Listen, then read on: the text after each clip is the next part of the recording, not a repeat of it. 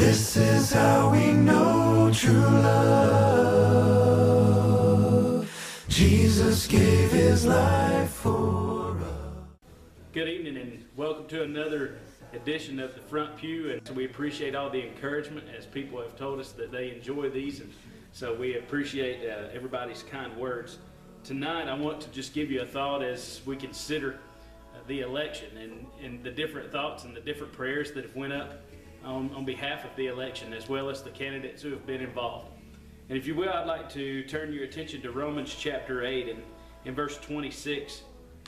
And it begins, it says, "Likewise the Spirit helps us in our weakness, for we do not know what to pray for as we ought, but the Spirit himself intercedes for us with groanings too deep for words. And he who searches hearts knows what is the mind of the Spirit, because the Spirit intercedes for the saints according to the will of God." And in verse 28 it says, "And we know that those who love God, all things work together for good, for those who are called according to his purpose." You know, no matter your feelings on the election, no matter your feelings on particular candidates or how things go, the one thing that remains true is that God is in control. And that God will lead this country, that God will lead the hearts of the candidates. God has a plan. And for us as Christians, we have to understand that. And for us as Christians, we really have to believe that. No matter if the election turned out the way you wanted or whether it turned out the way that you were hoping. The thing that we need to remember is that our hope is not in any candidate, and our hope is not in this country. Our hope is in the Lord. And verse 28 tells us there that he will work everything together for his glory. That ultimately we as a people will turn and be able to show Christ through our actions, that through our country people will know that God is alive and that God is real.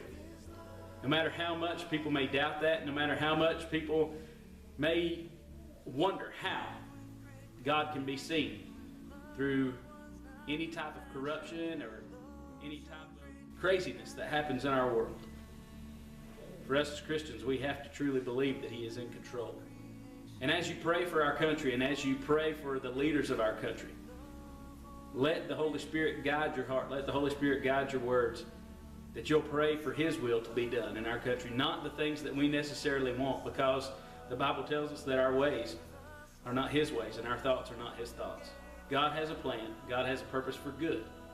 And if we lay all of our prayers on him and allow him to do his plan and allow him to do his purpose, then we will see the glory of God in the United States of America. I hope everybody has a blessed week, and thank you for tuning in and being with us tonight. Give our life for our